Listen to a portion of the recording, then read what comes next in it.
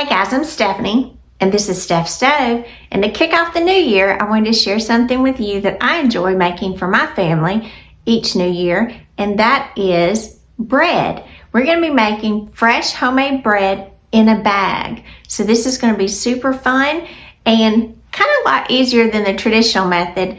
We are going to incorporate some of those, but it's just a fun way to spend a cold day making wonderful homemade bread. So let's get started. Let's get everything going and make our wonderful bread in a bag. Here we go. To get our bread in a bag started, I've got a bowl here just to kind of hold up my bag. This is a gallon Ziploc bag. I'm going to kind of set it here in the bowl to kind of hold it up a little bit for us. It'll be a little easier. And I've got measured out here, this is 1 cup of regular all-purpose flour. So I'm going to dump that in the bag. And then to the bag, I'm going to add 1/4 cup sugar. It's about 4 tablespoons. And I'm going to add 1 packet of active dry yeast. I'm going to get this shaken down. Put this open. And if you've never purchased these usually come in a package of 3, so you'll just need 1 of these. I'm going to kind of mix all these things together. Kind of wake up that yeast a little bit. Make sure it's all incorporated. And then to this, we are going to add some water. Now, I do like to add warm water to this, and that's what you need is 1 cup of warm water. Now, a lot of times people say, well, warm water, what do you mean by warm water? Well, generally, if you can kind of put it on your arm and it's warm, it's fine. Or you want the temperature to kind of between 110 and 120. So I'm going to kind of measure my water temperature out here with my thermometer, and you can see. And it should be getting a little close to there. We'll see what the exact temperature is. So this right here is about 112. So we're still in that range where it's good for us. If your tap water is not super warm, what you can do is microwave this for about a minute and then let it sit, and make sure if you tap it on your arm, it's not too hot because you don't want to burn it. You don't want to kill the yeast. All right, now that we've got this together, we are going to seal up our bag. You want to get out as much air as you can. Make sure it's good and sealed. And then we are going to mix these ingredients together.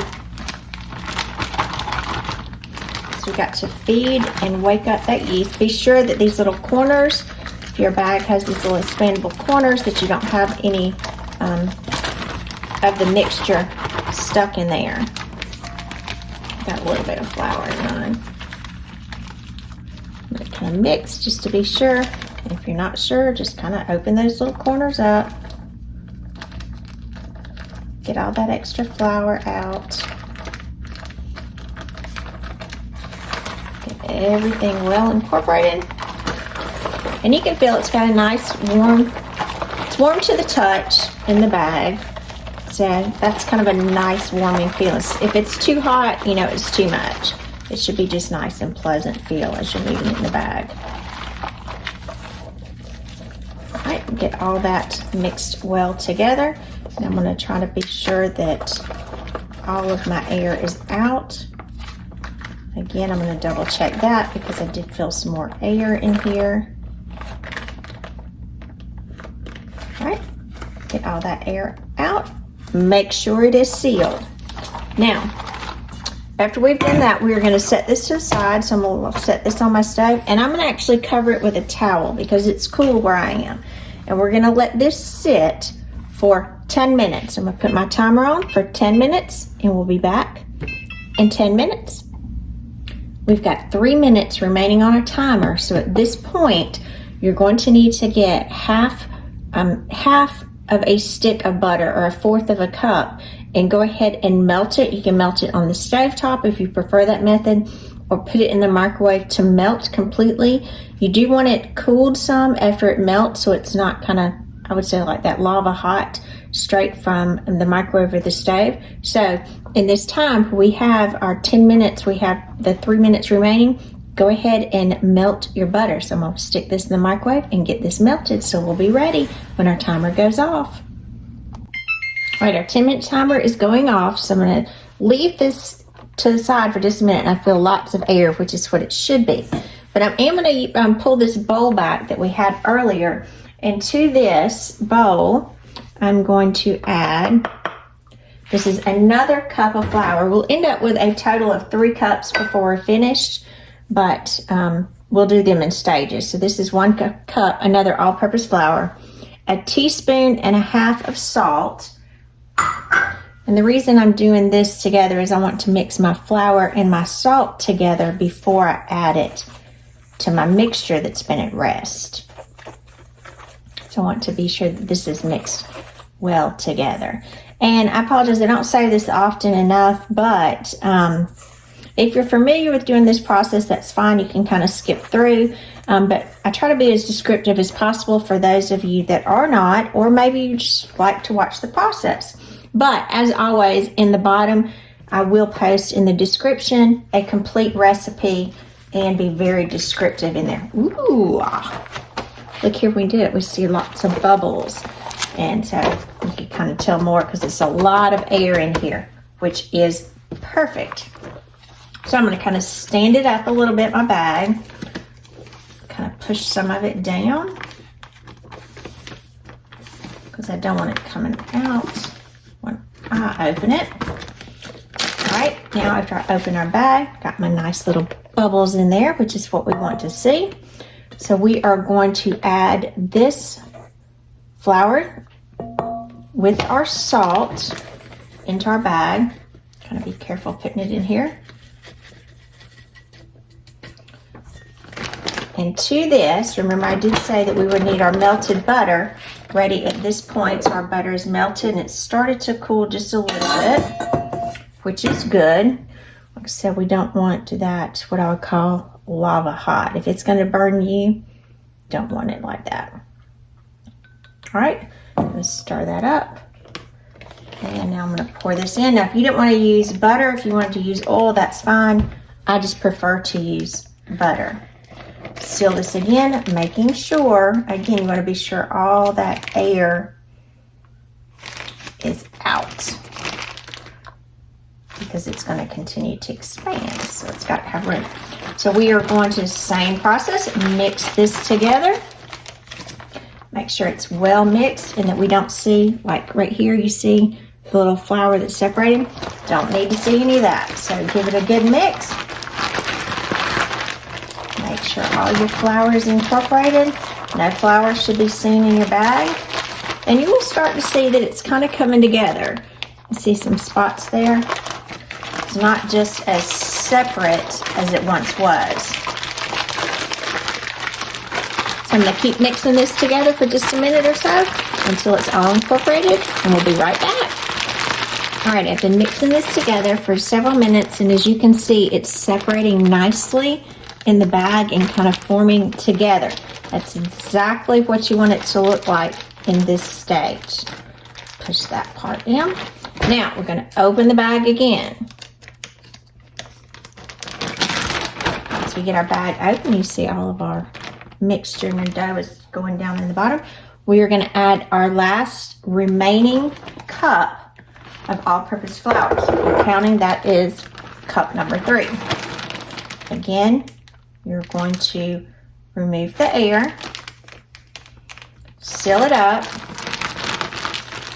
mix this completely.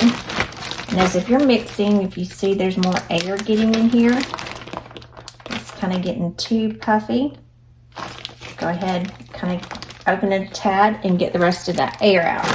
So we're going to mix this together again until this cup of flour is completely incorporated.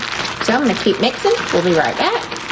All right, I've got this well mixed, our last cup of flour, and as you can see, all of my dough is kind of sticking together. I've got just a little bit up here that's kind of separated, so we'll work that back down.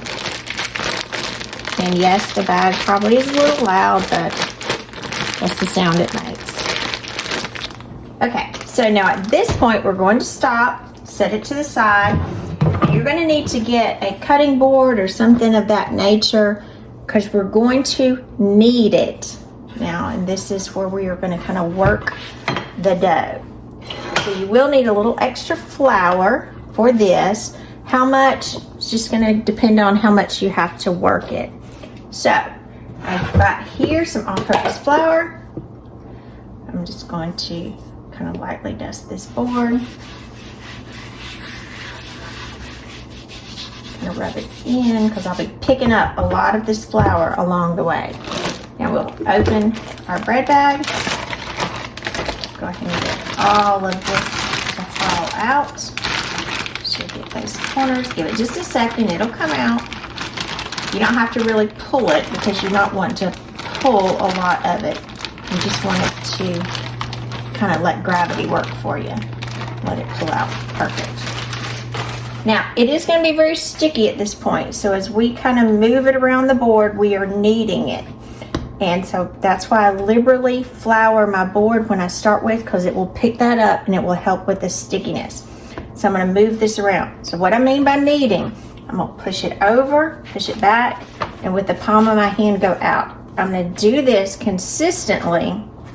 So this is a little bit of a workout for about 5 minutes. And you can see that it's absorbing the flour because my board right here no longer has any flour. So when you see that, you will need to add some more flour so it can pick it up.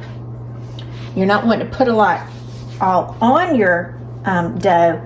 You want it to grab it as it's kneaded in. So I'm going to knead this for about 5 to 10 minutes. And during that time, I'm going to kind of, a rough measure is, if you want to think about 100 turns or so, is enough for it to be kneaded. So I'm going to kind of put my timer on and start the kneading process, and we'll be right back.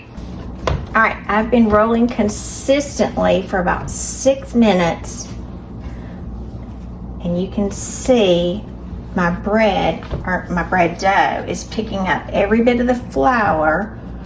So my board is pretty much staying clean. As it gets no flour, I'm going to put just a little bit more, because I don't need a whole lot more on the bottom. Stretch and turn.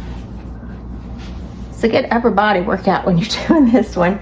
It's good for your arms. And I can see that my bread is not feeling the stickiness anymore. So it feels pretty good. So I'm going to kind of roll it around, and I actually had my timer on for 8 minutes. So I just did 8 full minutes. I'll roll it around. Now, since I'm doing a loaf, I'm going to kind of do mine into an oblong shape. Get it kind of patted down nicely. Watch coming done. Like a little football shape here. You'll see it's nice. Do got a little crease there, but it's okay. Nice and smooth. Got a little crease on the bottom. It happens. All right. Got that nice and situated there.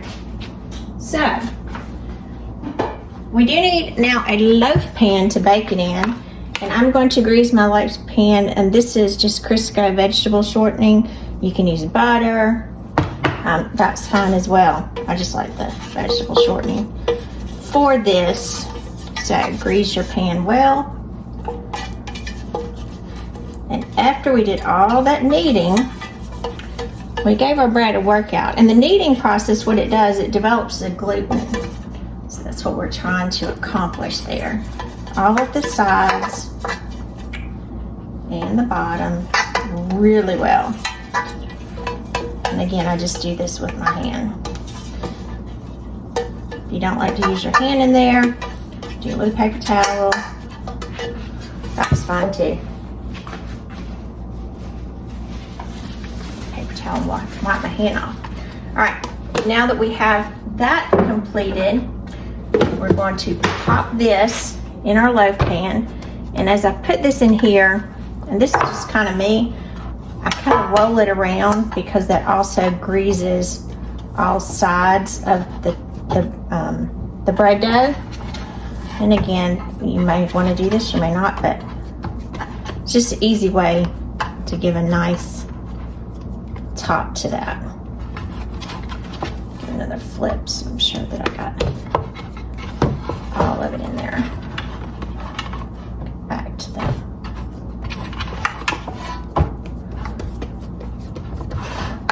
I'm going to kind of press them in a little bit to cover the loaf pan. You don't really have to, you can just leave it as is.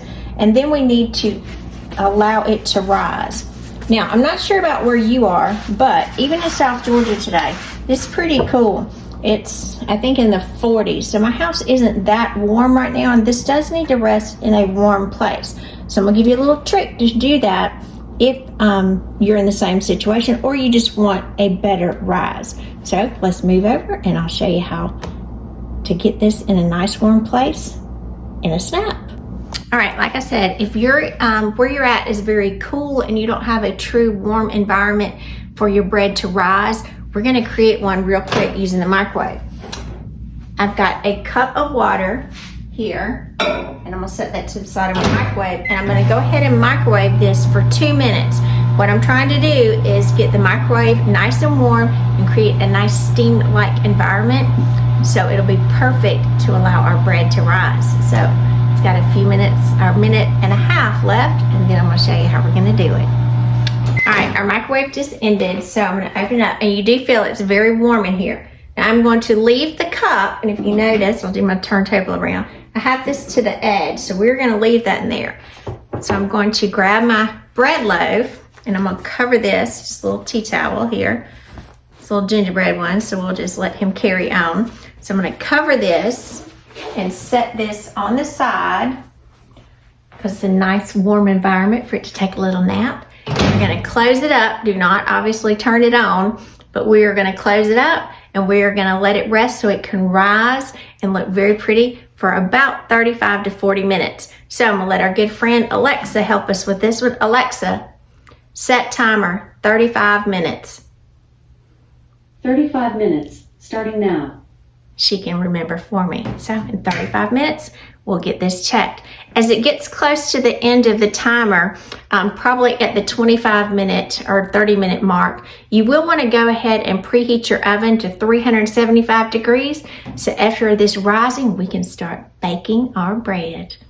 All right, it's been 35 minutes, and I just took this out of our nice little warm bath we had for it in the microwave, so you can see it has grown significantly, which is exactly what we wanted it to do.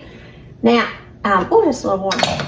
So I am going to come in and I'm going to brush the top of it with just a little bit of butter. You're welcome to do this, or you can do it with oil, but I like to kind of cover the top of it with just a little bit of butter. Kind of gives it a pretty look, gives it a nice little crunch.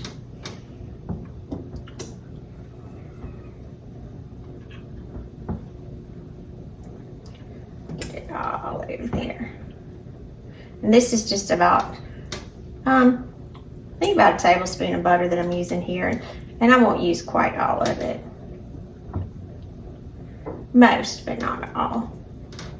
I want it completely covered and dripping down the sides because I like it. All right, now I got that nice and bathed in some beautiful butter.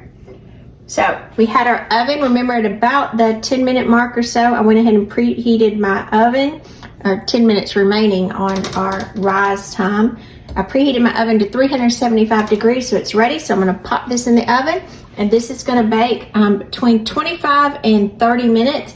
That will mostly depend on your oven, but what you're going for is a nice golden brown top. So let's get this in the oven.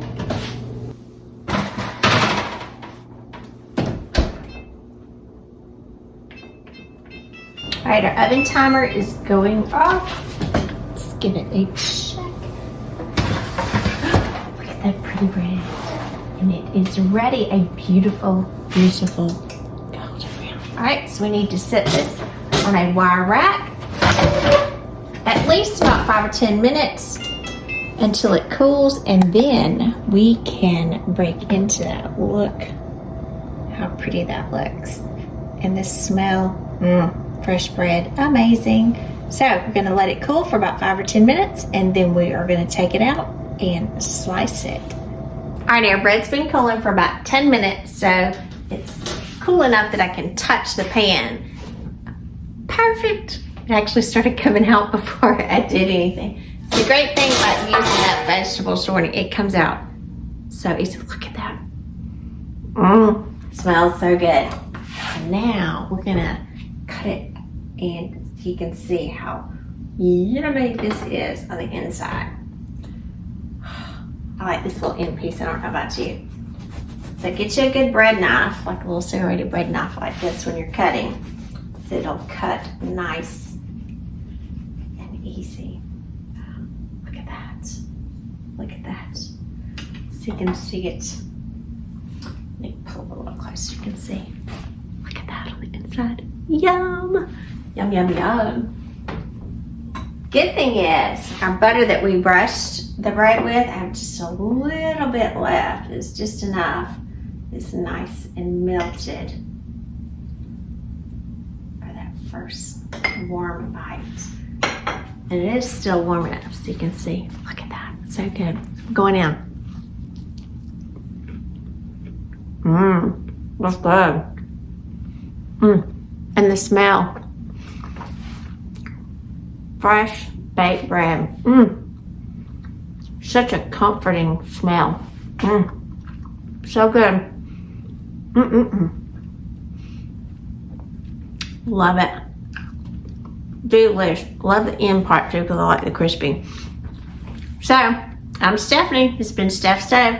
Give us a thumbs up. Click that subscribe button for more great content like this. And remember, Steph Stove, we're making memories one dish at a time. Thanks for watching. Have a great day.